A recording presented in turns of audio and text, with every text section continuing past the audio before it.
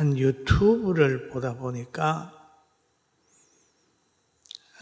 포도나무 한 포기에 4,000송이가 맺힌대요. 그래서 내가 길을 의심하면서 가만히 봤어요. 그러니까 그 나무를 잘 키웠더라고. 그래서 그 사람이 이런 4,000송이가 열릴 수 있도록 키우는 방법을 쭉 설명을 하는 걸 보고, 야, 이 포도나무 한 그루도 돌봄에 따라서 상당히 다른 결과가 오는구나 하는 생각을 하다가, 사람 역시도 이렇게 잘 자라면 한 사람이 100명, 1000명, 10,000명 위대한 인물이 될 수 있겠구나라는 생각을 했댔습니다. 그런데 하나님도 보면은 많은 사람들 가운데 선택을 해가지고 키워요. 가정을 변화시키고 나라를 변화시키고 세계를 변화시킬 만한 위대한 인물로 하나님이 키울 때가 있어요. 그럼 하나님이 사람을 키울 때는 훈련해요. 군인을 강한 군대를 만들 때 훈련하는 것처럼 하나님은 많은 훈련을 합니다. 그래서 그것을 훈련으로 알고 끝까지 인내하는 사람에게는 하나님이 굉장한 힘을 주시고 누림을 허락해 주시는 겁니다. 우리 모든 사람들은 다 만족하길 원하고 행복하길 원하고 안정되기를 원하고 사랑하기를 원하고 섬김받기를 원하고 있습니다. 그러나 이 모든 것을 가질 수 있는 심성은 어떤 거냐? 할 수 있든지 가질 수 있는 것은 하나님과의 관계가 유지될 때 가능합니다. 할렐루야. 아멘. 자유의 씨가 뭐냐? 하나님과의 관계가 있을 때, 유지가 될 때 거기에는 자유가 있고 행복이 있고 형통이 있고 강건함이 있습니다. 그런데 하나님께서는 시대마다 사람을 들어서 일하시는데 오늘 본문에 보니까 하나님이 그 시대에 요셉을 들어서 일하는 모습이 있어요. 근데 그 요셉이 어느 정도까지 성화가 됐느냐 하면 오늘 본문에 보니까 5절에 그런 말이 있습니다. 자기를 판 형제들을 향하여 한 말이 있어요. 당신들이 나를 이곳에 팔았다고 해서 근심하지 마소서. 한탄하지 마소서. 하나님의 생명을 구원하시려고 나를 당신들보다 먼저 보내셨나이다 라고 얘기를 해요. 여러분, 요셉은 성경적 세계관을 가졌을 뿐 아니라 자기가 총리가 되기까지의 모든 과정을 하나님이 하셨다. 형님들이 배반해서 나를 팔았는데 이거 역시도 하나님의 섭리 가운데 이루어졌으니까 염려하지 마소서. 이런 식으로 위로를 한단 말이에요. 얼마나 많은 성화를 이루었나요? 그런데 하나님은 자기 사람에게 뭘 보호할 때 제일 먼저 주는 게 있는데 꿈을 줍니다. 꿈을 줘요. 말씀을 줍니다. 약속을 줘요. 그래서 하나님이 야곱의 아들 요셉을 선택을 해가지고 그에게 준 것이 있는데 제일 먼저는 너는 형들보다 더 부자가 된다라고 하는 비전을 줬습니다. 창세기 37장 7절에 보니까 우리가 밭에서 곡식단을 묶더니 내 단은 일어서고 당신들의 단은 내 단을 둘러서서 절하더이다 라는 얘기라. 하나님이 어떤 이 비유를 통해서 요셉의 너는 형제들보다 훨씬 부자 될 거야. 요셉은 그걸 믿었어요. 그리고 요셉은 그걸 입으로 시인했습니다. 또 꿈을 꾸니까 37장 9절에 보니까 요셉이 다시 꿈을 꾸고 그의 형제에게 말하여 이르되 내가 또 꿈을 꾼즉 해와 달과 11별이 내게 절하더이다. 그런데 요셉의 꿈과 현실은 너무 차이가 있어요. 근데 현실은 뭡니까?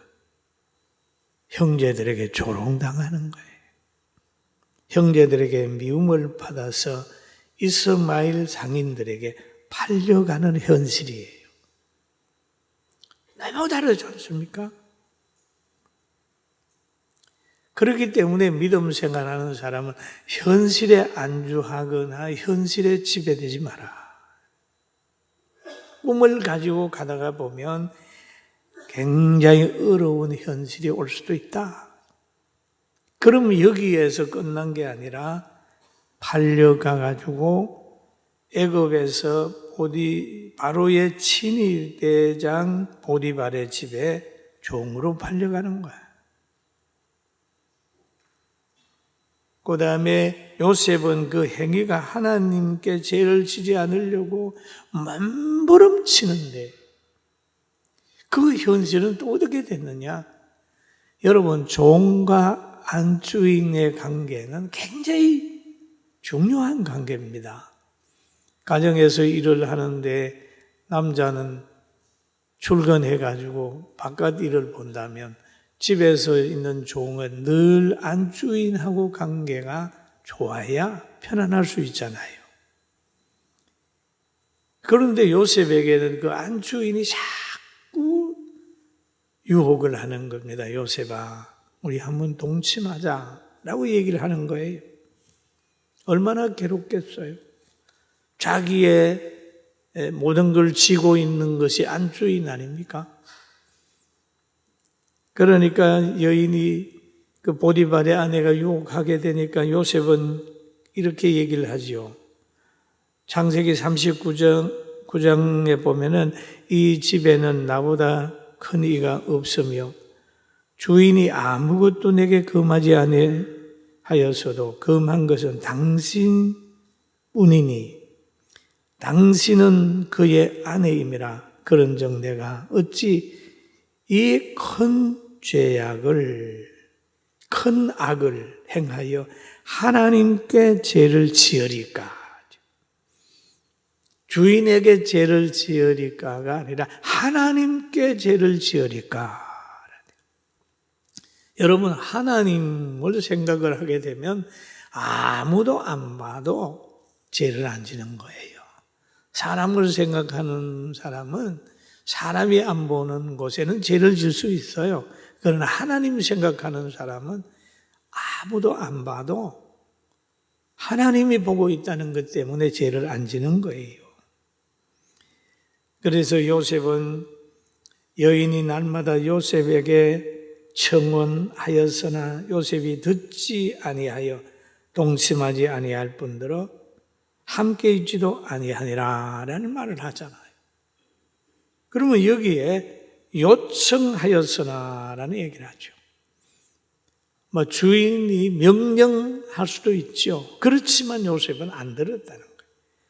그러니까 아무리 낮은 자리에 있다 할지라도, 아무리 내 직속 상관이라 할지라도 하나님의 말씀을 떠나 명령하는 것은 들을 수가 없다. 그래서 성경에 보면 내 부모에게 순종하되 주 안에서 순종하라 하는 말씀이 있죠. 요셉은 안 들었어요. 그랬더니 이것으로 인하여 보디발의 아내가 요셉을 괘씸해했어요. 괘씸죄가 무섭잖아요. 세상에도 무섭잖아요. 그런 이 가진 자의 행포, 권력자의 행포 있잖아요. 이 가진 자의 행포가 뭡니까? 무죄한 자를 죄인으로 몰아버려요. 바울 사도가 빌립보에서 복음을 전할 때에 거기에 점하는 귀신 들린 여아를 고쳐줬다고 해서 귀신을 쫓아줬다고 해가지고 그 귀신 들린 여자를 이용해가지고 돈을 벌던 그가 저 관리하고 짜고 감옥에 바울 사도를 집어넣지 않습니까? 이 가해자의 행포, 권력자의 행포, 우리는 피부로 많이 느끼고 있습니다. 이 제가 성민언을 하면서도 그 보면은 조그만한 권력을 가지고 있는 사람들 보면 가진 자의 행포, 공직자의 행포, 권력자의 행포 많이 봐요. 그러나 믿음으로 감당하면 더 강해지고 더 올라가지, 믿음으로 사는 사람은 절대로 무너지지 않아요. 믿습니까? 안 무너집니다. 그러니 요셉이 안주인이 불러서 가니까 그냥 끌어안아 버리니까 요셉이 자기가 옷을 잡으니까 견딜 수 없어 옷을 벗고 도망을 가고, 그 여인이 그거 요셉이 벗어놓고 도망간 그걸 가지고 요셉이 자기를 희롱하려고 들어왔는데 소리 지르니까 나갔다. 요셉의 옷 벗어놓은 걸 보라. 이래가지고 증거물을 만들어가지고 남편에게 일러가지고 범죄자의 물적 근거로 사용을 합니다. 그 요셉이 감옥에 가지 않습니까? 그런데 이 아내는 굉장히 귀한 겁니다. 그러나 좋은 아내를 만나면 행복해지고 가정을 세우지만 그렇지 않는 아내를 만나면 계속 번민하고 고통 속에 빠져 있을 수 있어요. 좋은 아내 만나 성공한 사람도 많지만 아내로 인하여 인생을 망친 사람도 없지 않아 있습니다. 그러니까 이 보디발의 아내가 막 얘기를 하니까 어쩔 수 없이 보디발이 그 아내의 물적 증거도 있고 하니까 감옥에 보냈습니다. 그래서 39장 20절 보니까 이에 요셉의 주인이 그를 잡아 옥에 가두니 그 옥은 왕의 제수를 가두는 곳이었더라. 요셉이 옥에서 갇혔으나. 여러분, 죄진 사람만 옥에 가는 게 아니고 때로는 억울하게 가는 사람도 얼마든지 있어요. 역사 속에 있어요. 바른 말 하다가 죽는 사람도 있고 예수 믿다가 순교당하는 사람도 있고 그런 겁니다. 그래서 보디발의 가정에 복덩이잖아요. 하나님이 요셉을 보고 보디발의 가정에 큰 복을 내렸는데 그 복덩이를 감옥으로 보내는 거예요. 성경에 보면은 아합 왕이 실패했는데 누가 때문에 바알을 섬기는 이세벨이 그만 아합을 실패하게 만들었어요. 그리고 인류의 조상 아담도 하와가 뱀하고 소곤소곤하다가 그의 가치관을 받아들여서 선악과를 먹고 따서 남편으로 주니까 남편도 먹고 둘이 다 에덴 동산에서 쫓겨나지 않습니까? 그래서 우리는 늘 기도하기를 잠언서 1장 41절에 있는 말씀을 마음에 둬야 됩니다. 여인들도 내가 현숙한 여자인가 아니면 현숙하지 않는가 잘 살펴봐야 됩니다. 남자들도 그렇고 여자들, 아내도 그렇고 남편도 그렇고 서로 조심해야 미래가 있어요. 할렐루야. 아멘. 14장 잠언서 1절 보니까 지혜로운 여인은 같이 한번 봅니다.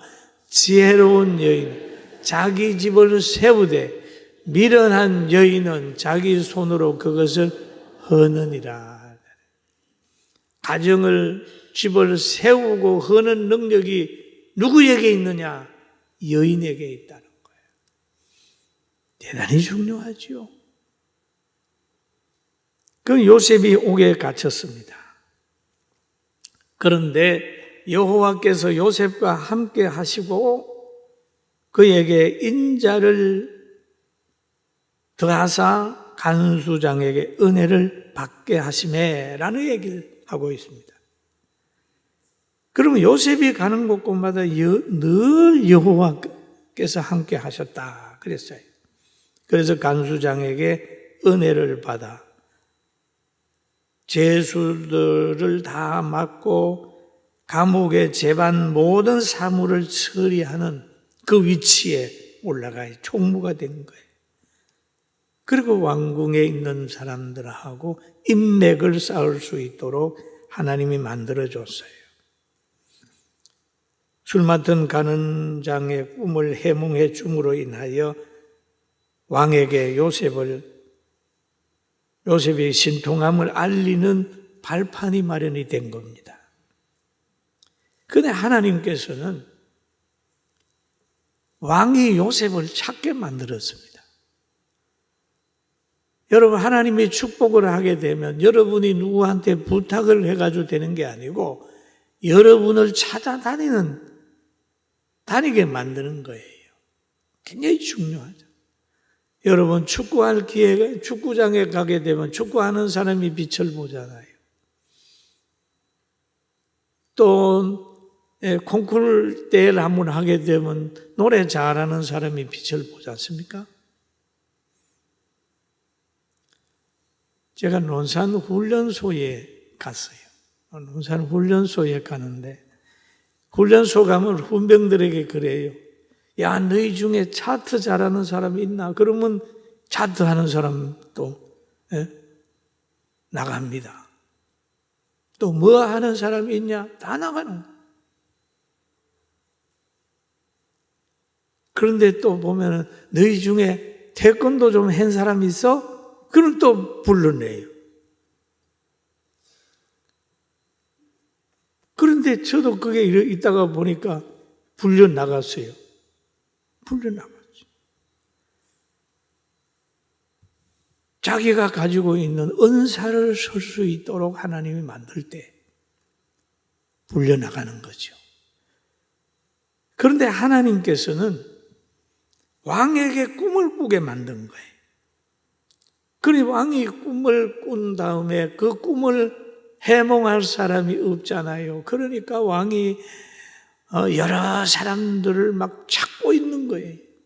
그럴 때 술 맡은 간원장이 그런 겁니다. 왕이요, 내가 감옥에 있을 때 꿈을 꿨는데 그 꿈을 정확하게 맞춰서 내가 지금 회복이 됐습니다.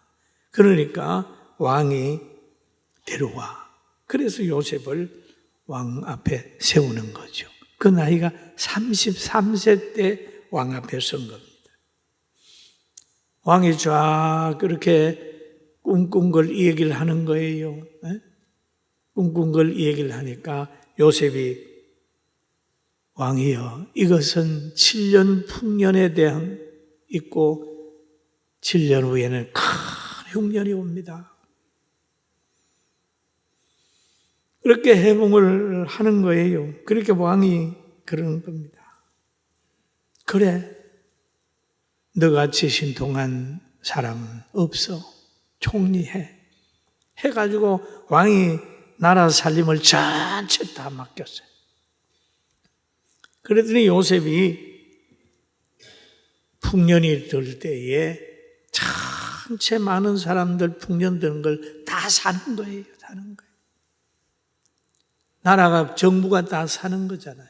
뭔가 마야하면 막 정부가 다 사서 막 쌓아놓고 그러잖아요. 그런 것처럼 풍년 7년 동안 엄청 많은 곡식을 저장을 했는데 창세기 41장 49절에 보니까 쌓아둔 곡식이 바다 모래같이 심이 많아 세기를 거쳤으니 그 수가 한이 없음이었더라. 엄청나게 많이 쌌죠. 여러분, 풍년이 될 때에 흉년을 준비해야 됩니다. 할렐루야. 사랑이 있을 때 사랑을 관리하세요. 건강이 있을 때 건강을 관리하라. 행복이 있을 때 그 행복이 얼마나 소중한가 하는 것을 깨달아야 돼요.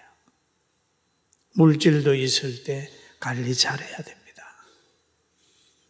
과거에 우리 교회에 나오는 어떤 어르신 한 분이 예배 마치고 나가는데 저보고 그러더라고. 목사님,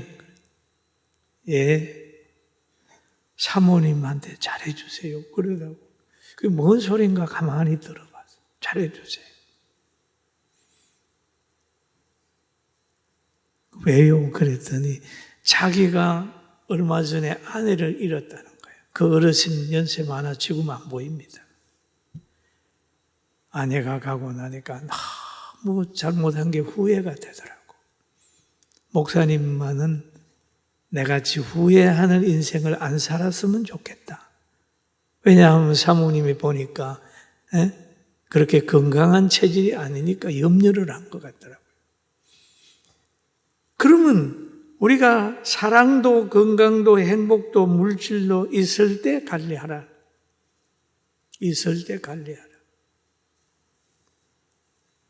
그리고 우리가 또 관리를 하는데 흉년을 준비해야 되는데 노년을 준비하지만 우리 인생이 준비해야 될 것은 영원한 천국, 영원한 세계를 늘 염두에 두고 그 나라에 간다는 것도 기억하고 노년도 기억하고 부모님께 효도하고 자녀에게 복음으로 잘 가르쳐 주는 것, 건강할 때, 젊었을 때 잘하게 되길 주의 이름으로 축원합니다.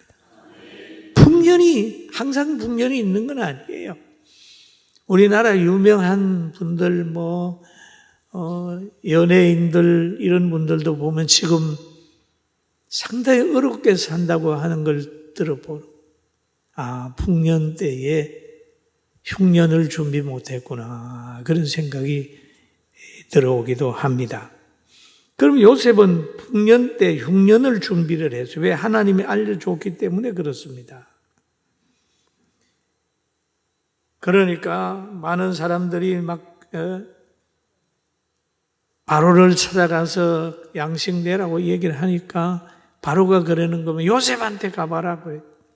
그러니까 요셉한테 가니까 요셉이 국고를 딱 열고 많은 사람에게 양식을 팝니다.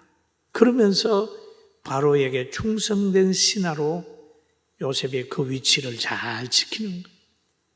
잘못된 사람 같으면 그 명예나 그 여론을 덧입고 왕에게 반란을 일으키겠지만은 요셉은 다 그 위치를 잘 지켜가지고 아름다운 이름을 남기는 거예요. 그런데 요셉의 목적은, 또 하나님이 세운 목적은 애굽에 있는 게 아니에요. 다른 데 있습니다. 그리고 흉년이 왔는데 애굽에만 흉년이 온 게 아니고 야곱이 살고 있는 요셉의 고향에 거기에도 흉년이 왔어요. 1, 2년 지나고 나니까 야곱이 준비했겠어요? 그 형제들이 준비했겠어요? 흉년을 준비 안 하니까 양식이 떨어졌어요. 야곱이 명령합니다. 얘들아, 양식이 떨어졌는데 그냥 있냐? 저 애굽에 가가지고 좀 사가지고 와야 되지 않냐? 그래서 요셉의 형제들이 애굽에 갔다가 요셉을 만나는 거예요. 거기에서 만나는. 그 만나서 그들은 요셉을 못 알아봤지만 요셉은 그들을 알아봤습니다. 그리고 요셉이 연단을 좀 시키잖아요. 모르는 척 하면서 연단을 좀 시키니까 그들은 서로 이렇게 얘기를 하는 거예요. 창세기 42장 21절에 이렇게 얘기합니다. 그들이 서로 말하되 우리가 아우의 일로 말미암아 범죄하였도다. 그가 우리에게 액을 할 때에 그 마음의 괴로움을 보고도 듣지 아니하였으므로 이 괴로움이 우리에게 임하도다. 왜냐하면 요셉이 좀 연단을 했거든요. 그러니까 이 괴로움이 우리에게 임했다. 그러면서 과거에 자기들 죄를 뉘우치는 거예요. 그리고 요셉은 통역관을 썼어요. 그들과 대화할 때에 통역관을 쓴 거예요. 23절에 보니까 그들 사이에 통역을 세웠으므로 그들이 요셉이 듣는 줄을 알지 못하였더라. 요셉이 다 아는 거예요. 그 드라마틱한 막 환경을 만들고 그러니까 결국 그들은 좀 당황하게 되고 자기가 사랑하는 베냐민까지 요셉에게 오게 되는 거예요. 나중에 요셉이 정을 억제하지 못하고 그 동생 베냐민을 끌어안고 눈물을 흘리잖아요. 요셉이 자기 정체를 드러내는 거예요. 그러면서 형제들에게 다가가면서 오늘 본문의 이용을 말을 하는 겁니다. 형님들, 요셉이 형님들에게 가까이 말합니다. 가까이 오소서. 이제 가까이 오세요. 그들이 가까이 가니 이르되 나는 당신들의 아우 요셉이니 당신들이 애굽의 판자라. 당신들이 애굽의 판자라 라고 얘기를 하죠. 판자라. 그러면서 쭉 얘기를 이제 엮어가지요. 그리고 요셉이 45장에 보면은 요셉이 시종 하는 자들과 그의 정을 억제하지 못하고 소리질러 모든 사람을 자기에게서 물러가라 하고 그의 형제들에게 자기를 알리니 그 때에 그와 함께한 다른 사람은 없더라. 애굽 사람은 가고 자기들끼리 모여서 지금 끌어안고 우는 거예요. 내가 요셉입니다 라고 얘기를 해요. 그러면 요셉이 그 하나님의 인도함을 받아들여요. 그리고 이 모든 가정을 하나님이 하셨다고 아니까 형들이 밉지 않는 거예요. 여러분, 지팡이가 밉습니까?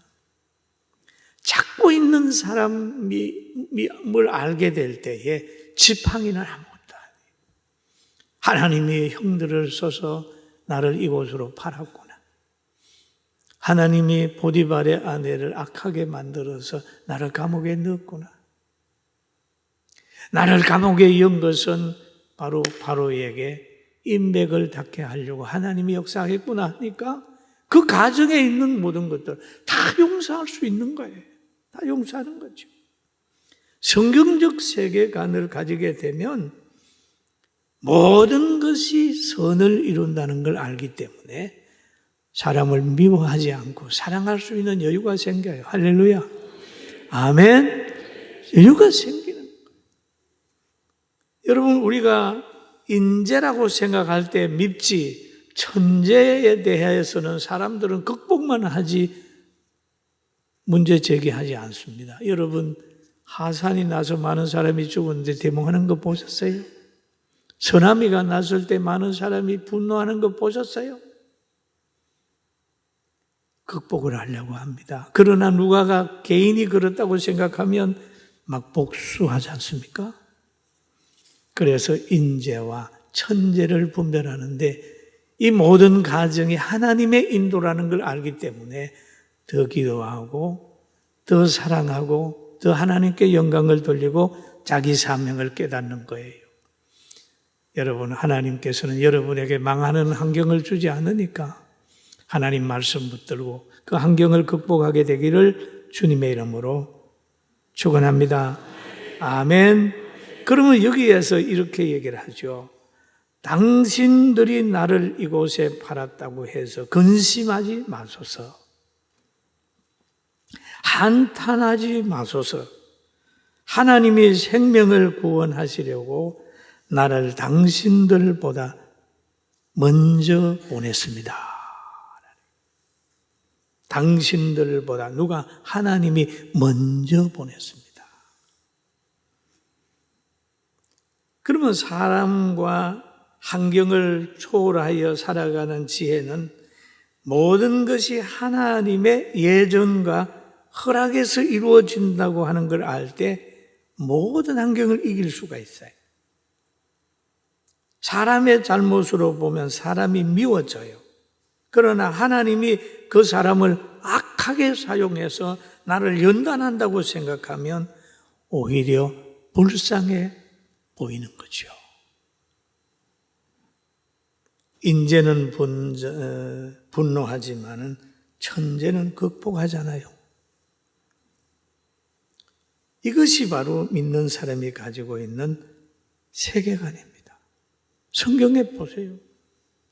바울 사도 보세요. 감옥에 들어갔지만은 그 감옥을 사람이 넣었다고 생각하지 않았어요. 그 감옥에 안에 구원받을 사람이 있는 줄 알고 옥문이 열려도 나오지도 않고 거기에서 막 기도했잖아요. 오늘부터 여러분 힘들고 어려울 때 사람 보고 분노하지 말고 하나님이 연단하는 줄 알고 그 속에서도 극복하면서 기도하게 되기를 주님의 이름으로 축원합니다. 그리고 요셉은 그렇잖아요. 하나님이 생명을 구원하려고 나를 보냈다. 그럼 애굽 사람의 생명도 구원하고 야곱의 형제들의 생명도 구원하는 거죠. 그러면서 말합니다. 이 땅에 2년 동안 흉년이 들어서나 아직 5년에 밭갈일도 못하고 추수도 못할 겁니다. 그러니까 부모님 빨리 모셔오시길 바랍니다. 그러죠.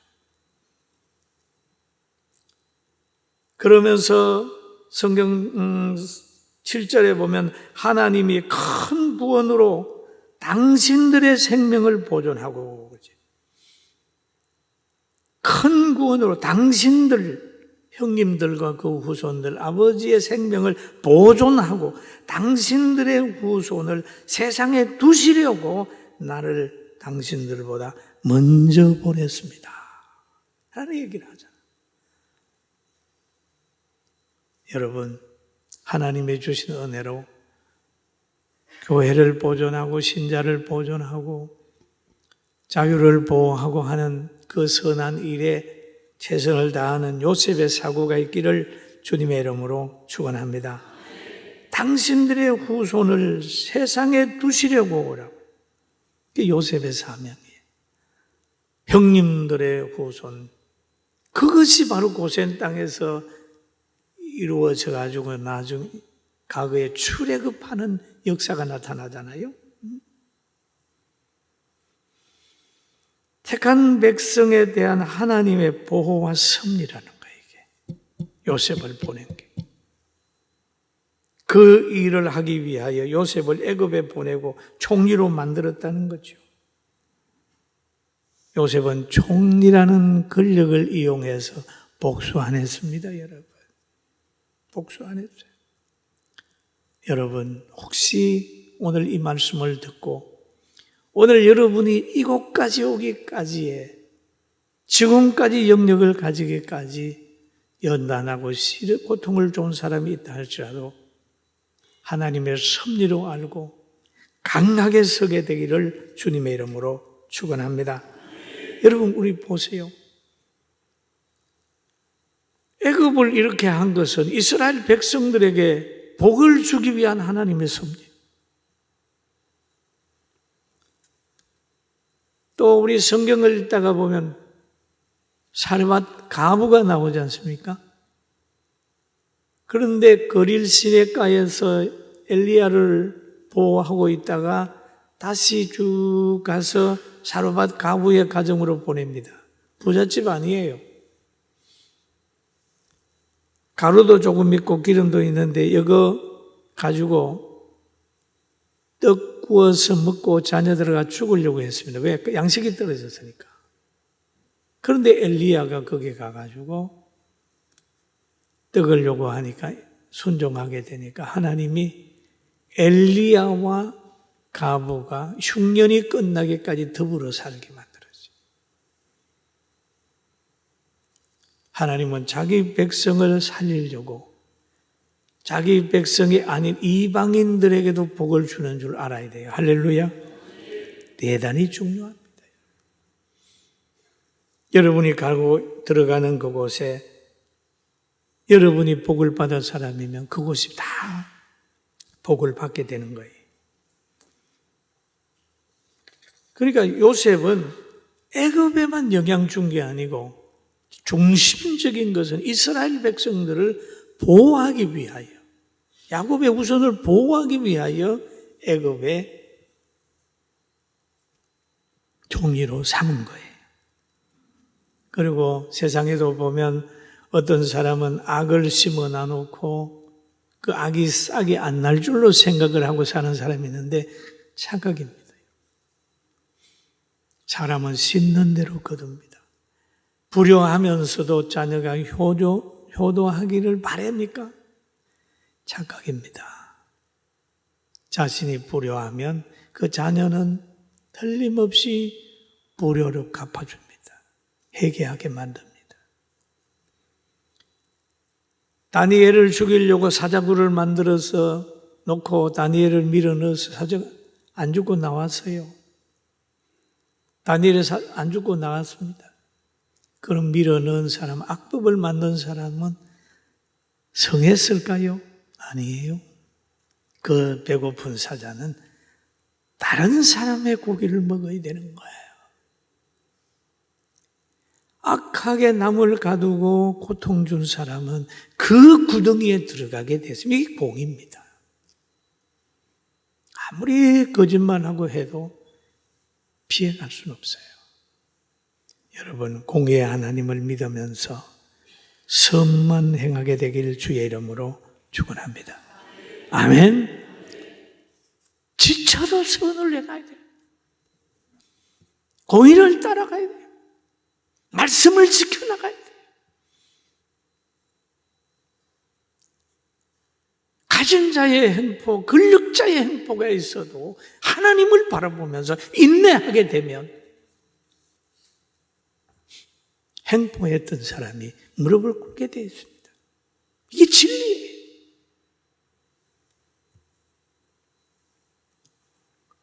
하나님은 생사를 주관하시고 역사의 수레바퀴를 하나님이 돌려요. 때로는 좁은 길 눈물 골짜기로 인도하는 것 같지만 그 눈물 골짜기가 아니고 웃음을 심고 승진을 하는 그 골짜기가 골짜기로 하나님은 인도해 줍니다. 동남풍이 불고 서귀포풍이 불잖아요. 가시밭의 백합밭처럼 가시가 흔들리면서 찔러도 백합화가 향기를 내는 것처럼 여러분 가시밭 같고 돌짝밭 같은 현실 속에서도 그리도의 향기를 잃지 않게 되길 주의 이름으로 축원합니다. 저는 지금부터 한 40년 전에는 제가 개척하면서 명절이 되게 되면은 우리 청년들이 시골에 못 내려가는 애들이 많았습니다. 그때는 굉장히 청년들이 많았어요. 얘들 그러면 시골 가냐? 못 갑니다. 그럼 우리 명절에 모여 그러면서 우리 집에서 같이 애들하고 밥 먹고 그렇게 지냈어요. 그런데 지금은 보니까 청년들이 지금 우리나라에 많이 없잖아요. 40년이 지났는데. 그럼 그때 청년들 보니까 지금 다 60 할머니 되고 이렇게 돼서 역사는 참 많이 흘러갔구나. 세월은 많이 흘러갔구나 생각이 들어요. 그런데 제가 어느 동네에 사는데 명절마다 꼭 오후 한 두서너 시 되면 한 여인의 울음소리가 있어요. 한 해, 두 해는 그냥 지날 수 있는데 한 2, 3년 지나니까 궁금하더라고요. 이상하다. 왜 명절날 오후 한 2시 되니까 저 집엔 큰 소리가 날까 생각해 보니까 들어봤더니 어머니에게 결혼한 딸이 유산을 오빠만 줬다고 펑펑 울면서 막 그랬거든요. 제가 그걸 들으면서 참 그렇다는 생각이 있습니다. 여러분, 명절 때 혹 만나서 여러분들은 가정에 가서 혹시 유산 때문에 마음 상하는 일 없습니까? 우리 성도들만이라도 가정에 아픔의 씨가 되지 말고 예수 믿는 그 자체의 은혜인 줄 알고 복음을 전할지언정 놔주고 길러진 부모를 원망하지 않게 되길 주의 이름으로 축원합니다. 아멘. 그리고 왜 우리 아버지 건데 오빠가 독식해서 하면서 막 싸우는 사람도 있을 수 있어요. 그러지 말고 기도해요. 그리고 혹시 독식한 사람이 있으면 좀 내놔요. 독식한 사람이 있으면 못 사는 동생들 이렇게 보거든. 부모님께 받은 재산인데 내가 너무 늦었네. 그러고 줘요. 나눠요. 따라합시다. 주는 자가 복이 있다. 그러는 거예요. 그러면서 전도를 하라니까요. 그러면서 뭔가를 보여요. 직분자가 돼가지고 혼자 다 독식하면서 자녀들은, 동생들은 억울해하면 하는데 예수 믿으라 그래 보세요. 니네 잘 믿으라 그랬다. 우리 믿는 사람들은 손을 펼 줄도 알아야 돼. 그리고 옛날에 서운한 그거 얘기하지 말고 요셉처럼 하나님이 하셨다.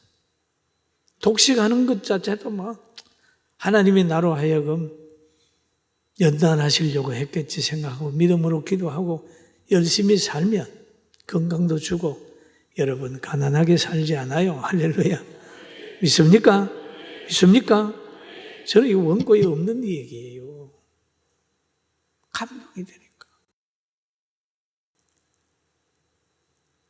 세상에 천만 몇 조를 쌓아놓고 나서라도 건강이 이러면 끝입니다.